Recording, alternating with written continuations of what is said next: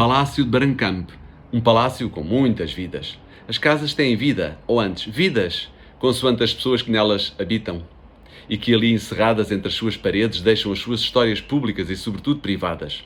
O Palácio Brancamp, localizado no Pátio do Tijolo número 25 e na Travessa do Conde Sor número 22, entre o Bairro Alto e o Príncipe Real em Lisboa, com os seus 1498 metros quadrados, distribuídos por 3 pisos acima do solo e uma cave, com tantos e tão ilustres ocupantes que por ele passaram ao longo de 5 séculos, tem imensas vidas.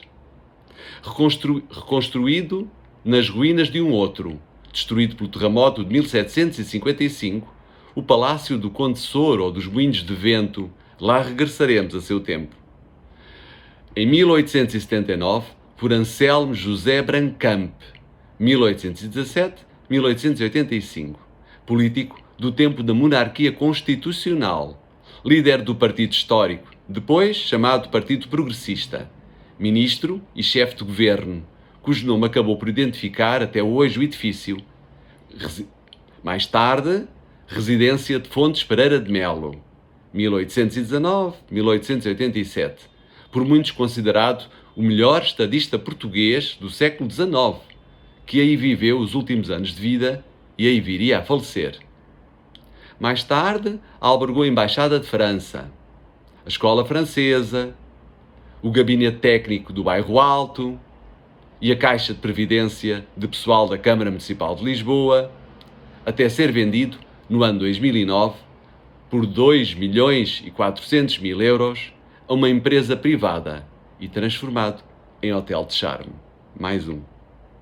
A sua origem, porém, remonta ao século XVI, quando o Bairro Alto era um lugar semi-urbano, fazendo a transição entre a cidade e as zonas rurais limítrofes. Daí o palácio estar, à época, agregado a uma grande quinta com terras de semeadura e olivais, a mais importante no limite norte do bairro. O seu proprietário foi Dom Rodrigo de Sousa.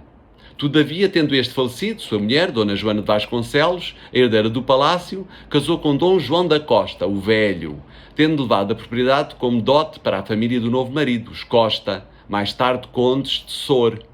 Foram estes condes de Sor que deram o primeiro nome ao edifício, Palácio dos Condes de Sor.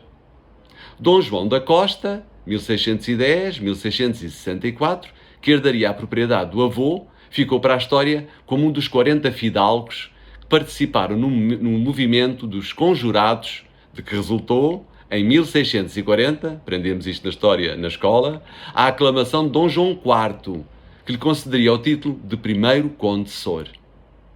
Os Condes de Sor continuaram a habitar o palácio até 1699, ano em que Dona Catarina de Bragança, 1638-1705, viúva rainha de Inglaterra, foi para ali viver.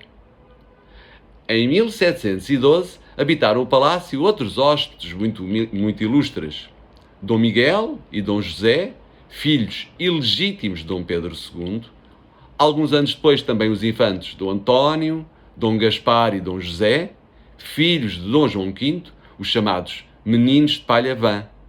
Ficaram assim conhecidos por terem residido no palácio do Marquês de Louriçal, na zona de Palhavã, que corresponde atualmente à Embaixada de Espanha, na Praça de Espanha, junto à Gulbenkian. Mais tarde, terá ali funcionado uma casa de ópera, na sequência do arrendamento do pátio e de parte do palácio. Durante 4 meses, entre setembro e dezembro de 1724, foi a residência do embaixador de França, o abade de Livry. Em 1733, 3 anos após o incêndio que lhe causou estragos consideráveis, serviu como teatro do Bairro Alto. Nele, a aristocracia lisboeta pôde assistir a muitas óperas, nomeadamente de António José da Silva, o judeu, famoso dramaturgo. Entretanto, o terremoto de 1755 deixou-o em ruínas. Ainda assim, depois de algumas obras, o palácio continuou servindo como espaço artístico, de tal forma que aí viria a apaixonar-se, na sua estreia no Tartufo de Molière, em 1768, com 15 anos, Luísa Rosa, mais tarde a famosérrima Luísa Todi, 1753-1833, pelo primeiro violinista da orquestra do teatro, nacionalidade italiana, Francisco Todi. Luísa Rosa casa com Francisco Todi, Luísa Todi. Se isto não é uma casa cheia de vidas, vai lá, vai.